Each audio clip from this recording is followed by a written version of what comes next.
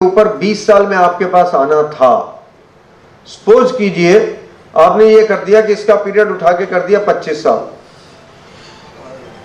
और rate of interest वही रखा, तो पैसा तो आपके पास पूरा आएगा, पर आएगा 25 साल में। अगर 20 साल में आता तो नेट प्रेजेंट वैल्यू आज कितनी निकलती, और 25 साल में आ रहा तो नेट प्रेजेंट वैल्यू कितनी निकल रही है। वो सेक्रीफाइस है bank, that is the sacrifice made by the bank.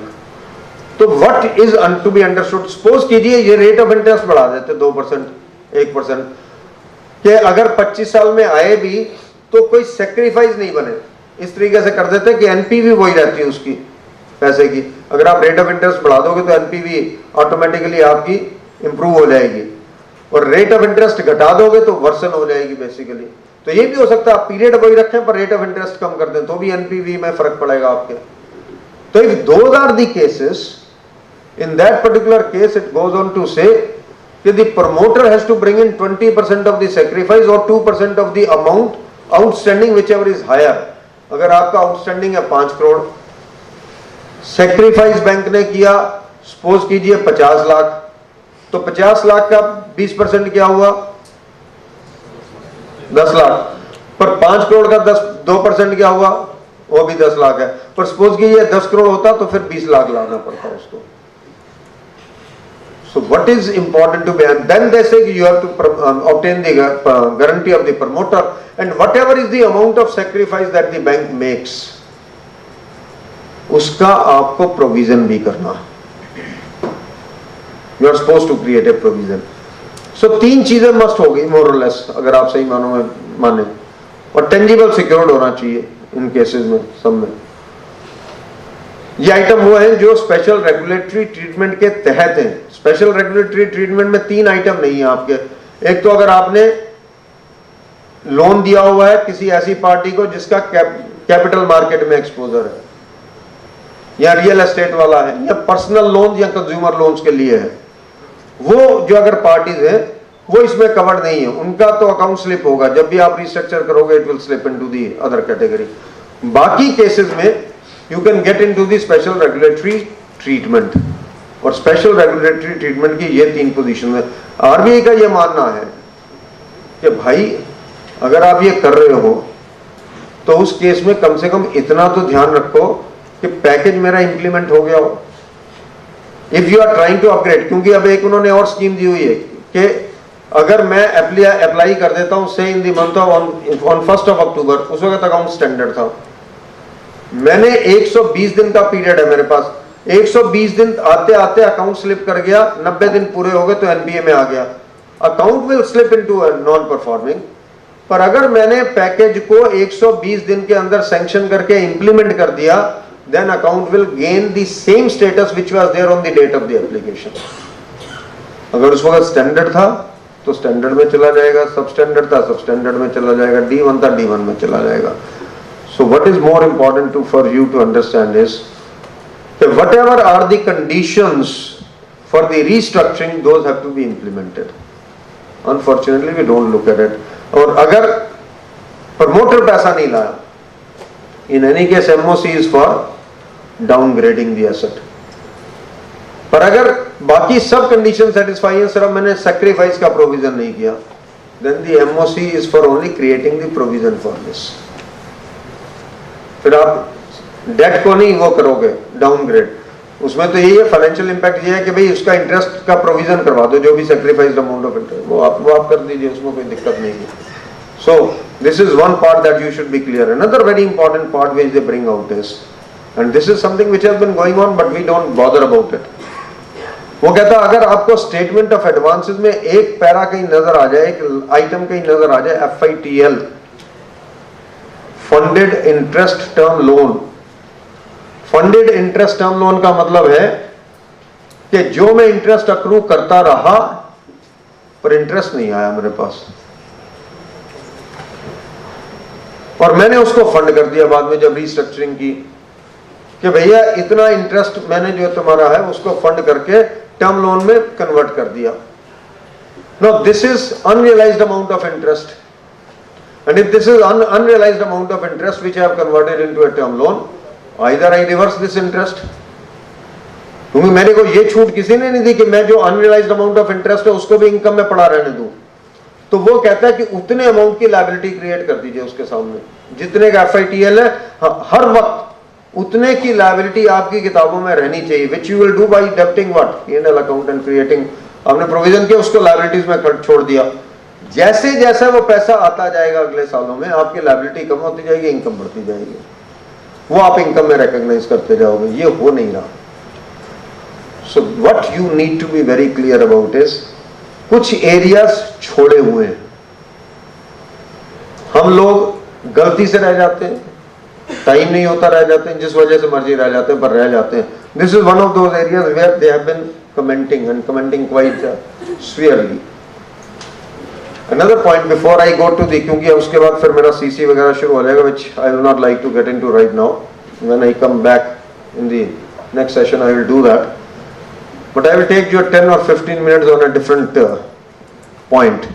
क्योंकि पहले मैंने सोचा जो RBI वालों के objections हैं आपके against वो बता दीजिए, उसके बाद फिर will come to the other part. Another point, friends, that one will like to talk to you is with regard to RBI itself. कि आपकी फीस तो लिंक्ड हो सकती है एडवांसेस के साथ, पर आपका ऑडिट एडवांसेस के साथ लिंक नहीं है sir. You are suppose to audit the entire branch which includes deposits also, which includes funded business and non funded business also. Unfortunately हम तो यही सोचते रहते हैं यार एडवांसेस के लिए फीस मिली, यही चेक करना, बाकी चेक करने की जरूरत नहीं है। That's not acceptable, because I express an opinion with regard to true and fair view of the state affairs of the branch or profit or loss of the branch.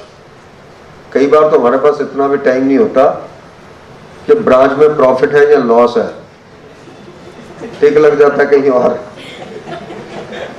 क्योंकि पिछले साल वही हुआ था, जो पिछले साल का वो इस साल भी होना चाहिए। The point I am trying to come back to you now is that there are two kind of reports that you issue. It is an area which Atul ji will be dealing in detail. और क्योंकि ये main report को affect करता है इसलिए मैं आपसे बात कर रहा हूँ। There are two reports that you issue. One is the long form audit report, other is the main audit report. Long form audit report primarily should be concerned with the systems, control point, and your main report should be concerned with your true and fair view. अब हम जैसे खुद भी वो कह रहे थे, शायद किसी ने बोला था कि वो कहते नहीं MOC मत दो, बाकी कुछ भी दे दो, क्योंकि मास्टर ऑफ सेरेमनी ज्यादा होने भी ठीक नहीं है। कहते हैं बाकी कुछ भी करो, MOC मत दो, हमें तो बाकी जो आपने लिखना है ना वो लिख दो, आपकी लायबिलिटी कवर्ड है sir. Now you read, there are certain questions within the long form audit report. एक क्वेश्चन ये है कि भाई कितने अकाउंट ऐसे हैं जिनकी रिन्यूअल या रिव्यू ओवरड्यू है by a period of 6 months और more than 6 months and 1 year। उसमें खुदा ना खास्ता बैंक वाले ने लिख दिया 3 या 4 जो भी लिखा, और वाकई में ओवरड्यू है। इसमें यह भी बता दूं कि जो रिटर्न जाती है 31 दिसंबर को, वो इसकी भी जाती है कि कितने केसेस पेंडिंग है फॉर रिन्यूअल और रिव्यू, इसकी भी रिटर्न है, वो भी निकलवा लीजिएगा। कि पता लगा फरवरी तक जो रिटर्न जारी थी उसमें तो 600 अकाउंट नॉन रिव्यूड थे और सडनली सारे अकाउंट रिन्यू हो गए और रिव्यू हो गए। फिर 2-4 निकलवा लेना, पता लगेगा रिव्यू कैसा हुआ, रिन्यूअल कैसा हुआ। ना बैलेंस शीट है ना P&L है, रिव्यू भी हो गया, रिन्यू भी हो गया। MOC उसी वक्त तैयार है आपका कि अकाउंट इज NP है। What one is trying to tell you is कि अगर आपने वहां पे क्वेश्चन में आंसर दिया 3 अकाउंट है या 2 अकाउंट हैं जो नॉन रिन्यूड या रिव्यूड है for a period of 6 months और मोर, तो MOC कहां भाई? MOC तो दो। आपने लिख दिया non renewal is not, because prudential norms से very clearly that if any account is overdue for renewal or review for a period exceeding 6 months 180 days, the account has to be classified as NPA irrespective of the performance of the account. Performance कितनी भी बढ़िया हो account में, debit credit का है नहीं फर्क कि कितना बढ़िया क्रेडिट चल रहा है कितना बढ़िया डेबिट चल रहा। What is important is that if the account has not been renewed or reviewed for a period of exceeding 180 days, in that case the account has to be categorized as a non-performing account. और हम ये मानते रहते, वो manager भी हमें यही समझाता रहता कि साहब देखिए कितना बढ़िया अकाउंट चल रहा है, रोज के 4 चेक आते हैं, 5 चले जाते हैं। मैं भी कहता हूँ बहुत बढ़िया यार, कोई शक नहीं इसमें। I think somewhere we must look at that. Another point that I will like to say is that there is another question, monitoring of the accounts, balances, advances. उसमें मैं लिख रहा हूँ, पिछले वाले ऑडिटर ने लिखा था लार्ज नंबर ऑफ केसेस, मैं लिखता हूँ मोस्ट ऑफ द केसेस। उसने लिखा था सम ऑफ द केसेस, मैं कहता हूँ सर्टेन केसेस। उसने लिखा था फ्यू ऑफ द केसेस, मैं लिखता हूँ limited number of cases. English change करने में तो कोई जाता नहीं मेरा। That the stock statements have not been received for the entire year or for a very long period of time. अगर आपने ये लिखा है तो ये देख तो लो कि भाई कोई ऐसा अकाउंट तो नहीं लिख दिया जिसमें 6 महीने से ज्यादा पुरानी स्टॉक स्टेटमेंट है, क्योंकि ये भी प्रूडेंशियल नॉर्म है कि if you have allowed a DP against a stock statement which is more than 90 days old, the account becomes irregular, and if it used to be irregular like that for a period of another 90 days, the account becomes NPA. Which means very clearly that if you have allowed certain limits against the stock statements which are more than 180 days old, the account has to be considered as non-performing irrespective of the transactions in the accounts. एक आप और लिखते हो, वो कहता है any other comment that you will like to make. तो हमें ये लगता है यार लिखना तो चाहिए कुछ, ऑडिटर हूं, बिना उसके कैसे काम चलेगा। मैं लिखना शुरू करता हूं, deduction of tax at source has not been made in respect of certain payments of interest and certain other payments. लिख देता हूं जो पेमेंट्स हैं। मेरी मेन रिपोर्ट में मैंने ये लिखा हुआ है, subject to provision of tax being created at the head office level. मान ली बात, तो मुझे ये नहीं लिखना कहीं पे कि भाई these payments have been released without deduction of tax at source and the consequential impact thereof should be considered at the head office level. वो कौन लिखेगा? वो मैं लिखता नहीं। This is one flaw which I have seen virtually in 90% of the cases if you ask me. No, this is very serious. You cannot have inconsistencies within your long form audit report and the main report. और मैं तो कहता हूँ कि खुदा ना खास्ता कोई अकाउंट NPA हो जाए ऐसा जिसमें आपने बाकी स्टॉक स्टेटमेंट्स वगैरह के बारे में जिक्र किया हुआ है। कई बार तो हम ये भी लिख देते हैं कि security has been sold out, the inspector has reported that the plant is lying closed for certain period. NPA नहीं कर रहा मैं उसको, मिलेंगे आपको केसेस, मैं आपको फैक्ट बता, I am not lying, I am not trying to exaggerate the things, this is what happens in the banking industry. मेरा इंस्पेक्टर आके रिपोर्ट देता पर वो उसको NPA नहीं करता, कहते वेट कर रहे हैं खुल जाएगी फैक्ट्री, क्या दिक्कत है, जल्दी क्या, बैंक का ही तो देना, दे देंगे आराम से। If you have written these kind of comments, तो पहले ये कहाँ आना चाहिए मेन ऑडिट रिपोर्ट में, फिर जाना चाहिए लॉन्ग फॉर्म ऑडिट रिपोर्ट में। Anything which affects me financially, income recognition, expense booking, provisioning under और over, everything must first find a place in the main audit report and then come to the long form audit report. खुदा ना खास्ता ऐसा account कोई NPA हो जाए, bank वाला report कर दे कि सर इन्होंने चेक नहीं किया, और डिसिप्लिनरी कमेटी में हमारे जैसे कोई लोग बैठे हो, पूछे भाई अकाउंट चेक किया था, दोनों ने इकट्ठे शेयर किए disciplinary committee. We enjoyed quite a bit. जब सामने जाना पड़ता है तभी एंजॉयमेंट नहीं होती, जब उधर बैठ के देखते तो बड़ा एंजॉयमेंट होता है। नहीं सर, दर्द भी होता था। दर्द भी होता था, इसमें भी कोई शक नहीं कि यार ये शरीफ आदमी वैसे ही मर गया, इसमें भी कोई शक नहीं। और कई बार ये दर्द होता था कि इसने किया हुआ है पर हम इसको पकड़ नहीं पा रहे, ये भी दर्द होता है। ये पता होता था कि इसने ये किया पर उसने एविडेंस क्रिएट किए हुए हैं, और हम भी कोई CBI एजेंट थोड़ी ना लगेंगे उसके अंदर घुस के देखना, फिर उसके बियॉन्ड। एक लुधियाना वाला आया था, याद है हमें अभी तक, पर उसको एक बार बता के कि हाँ तेरा केस ड्रॉप कर दिया, फिर उसके साथ क्या किया था, that is a different matter, off the record, and then he admitted it also. The point that one is trying to drive is कि आप उसने पूछ लिया भी आपने अकाउंट चेक किया, आप तो ये भी नहीं कह सकते मैंने अकाउंट चेक नहीं किया।